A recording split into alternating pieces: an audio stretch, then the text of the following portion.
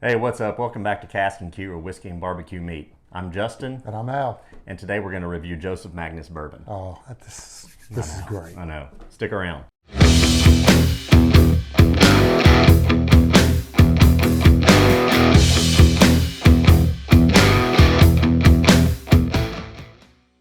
Hey, if you're new here, go ahead and like, subscribe, and smash that bell. It's going to help us out a lot. So, Al, why don't you tell us a little bit about this particular Joseph Magnus bottling? Well, I believe that this was something that was started by Joseph Magnus, produced bourbon all the way up until Prohibition. And then once again, the great decision that we had in the United States to ban alcohol, Yeah.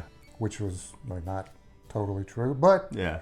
you could still get it. But anyway, that kind of forced him out of business, and then all of a sudden it was revitalized when his great-grandson found some unopened bottles, and they started it back up. And they're using some of the same techniques that he used to produce their whiskey. It's comes from an undisclosed distillery in Indiana, which we all know what that means. MGP. There you go. So I'm very excited for this. This is one of those that I absolutely love. We've tried this before. bourbon. You and I got into this a couple weeks ago and had a good time drinking. I absolutely love it. Yep. As you know, one of my personal goals is I want the cigar blend. Yes. I don't know why, I just do. Yep. I'm sure it'll be delicious too. I'm sure. All right. Well, let's get into this one, and we'll be right back.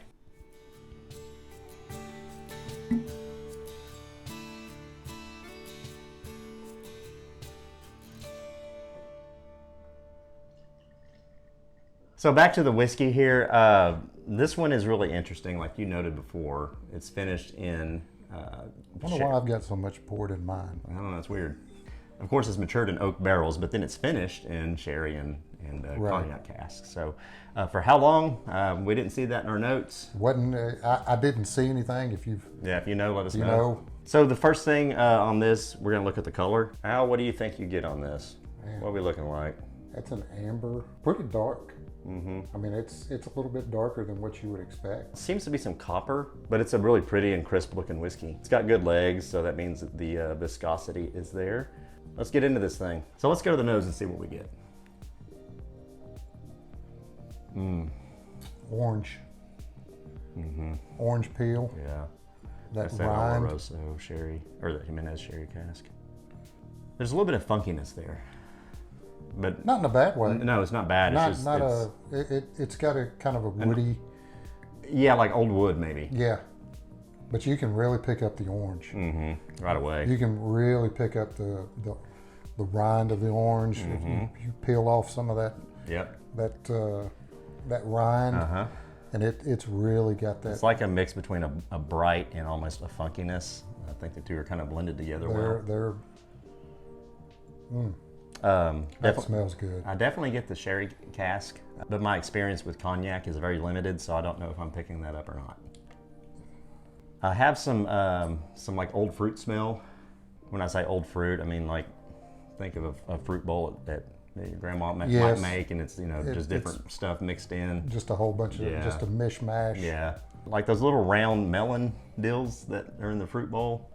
For Yes. whatever reason, that pops in my mind. Kind of a clean, not bright, but That it's a smells clean, good. sweet. It doesn't have an overpowering liquor. And bottled at 50% ABV, 100 proof. I mean, I virtually get no alcohol on the nose. No, you really don't have any.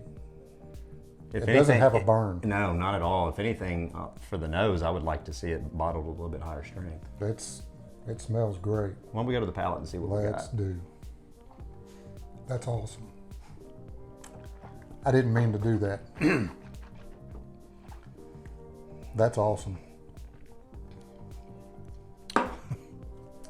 That's pretty good. Surprisingly, That's one of my favorite ones. I take back I wish it was bottled at a higher proof. Because on the tongue, I mean, there's spice, there's some alcohol there. Not an ethanol, No, but just the spice from the barrel, I guess. But I think at 50%, actually, it's perfect. I think it gives you the 100 right amount of hit. Yeah. I wish the finish was a little bit longer. It's still there, like on the front end, like my lips, but like on the back of my palate, it's kind of dissipated already. Yeah, it goes away pretty quick, but I think that's not necessarily a bad thing. No, it really isn't. I don't think you want something that just sits there for days.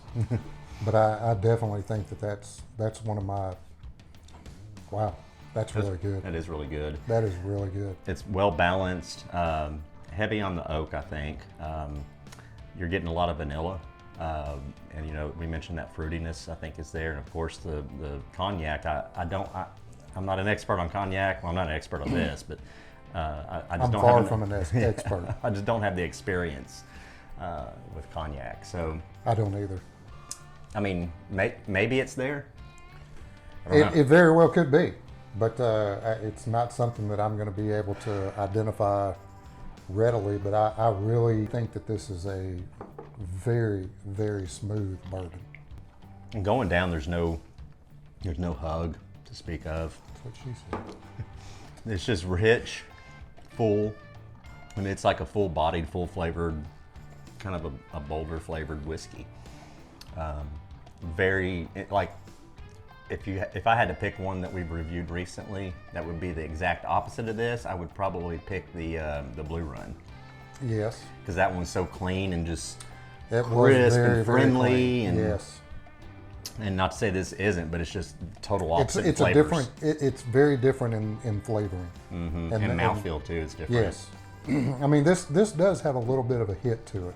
Mm-hmm. This is probably, in fact, I would almost venture to say that somebody that's just starting out in the bourbon world, if you were going to introduce somebody to this, I don't think you would start them with this. I don't think so either. It's pretty heavy feeling. It lets you know it's there. Yes.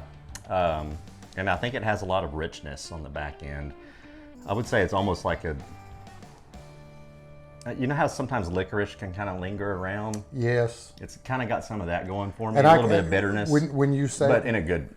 When you say that, it has kind of a black licorice type taste. That's what I'm getting. I hate black licorice because I was being, trying to be careful and cautious about using that term. I don't like black licorice. I don't either. It's terrible. I don't like it at all. I don't even know why it's a candy. I don't either because Torture device. It's not a candy.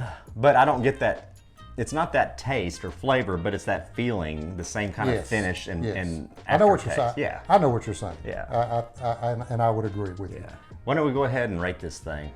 1 to 10. 1 to 10? 1 to 10. 1 to 10. We changed our rating system from 1 to 5 to 1 to 10. We wanted more flexibility. Do you remember what our three?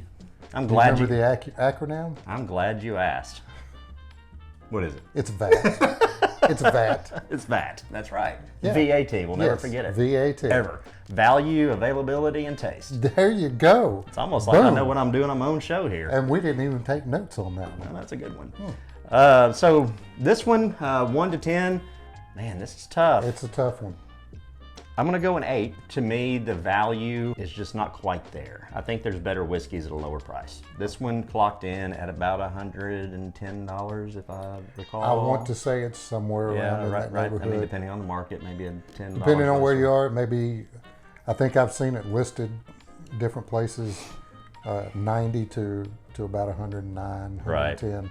So that's why I'm at an 8, is really the value. The taste is there. The availability, I see this every other liquor store in my market. Yeah, it's around. Yeah, it's around. So what do you got, Al? I'm going to have to go roughly in that neighborhood. I absolutely love the taste. As I stated in the last video that we did, I tend to go into the value range, and I tend to have that bring down the price a little bit. Mm-hmm. I'm going to have to go probably about a 7, 8 range. Just simply because if it was based on taste, this would be up there. It's on up there. It would be up there around a 9-ish, if not just a little bit higher than that, because I really enjoy the taste. I can see that. I enjoy the flavor. Yeah. But once again, I'm going to break it down for you guys, and I'm just going to tell you, I'm a value person. I can't justify going out and spending $100 every week or two to be able to get a good pour. Me neither. So that brings it down a little bit for me, but the taste, I'm gonna tell you what, if you can have a bottle of this on your shelf just for an every now and then pour, man, it has a lot of punch for its, it is awesome. for its weight at 50%. It is awesome. Yeah, or I keep on saying 50%. It's 100 proof. And I'm coming for the cigar blend at some point. I don't know how, when, or where. Well, but I'm gonna maybe one of our viewers will send us a sample. Maybe they will, Or maybe they won't. or maybe they won't. I But don't know. All right. we can always hope. Yeah, we can. All right, let's wrap this thing up. Hey, thanks for sticking around. If you're new here, if you don't mind, consider liking, subscribing, and smashing that bell. And also share. You watch the video, share it. Yeah. Send it out. Yeah, do Put that. it on Facebook. Hey, it's good to make fun of people, and we're here for it. Yeah. So, You know, who cares? Yeah, who cares? All right, that wraps us up. Thanks for sticking around. All right. Cheers. Cheers.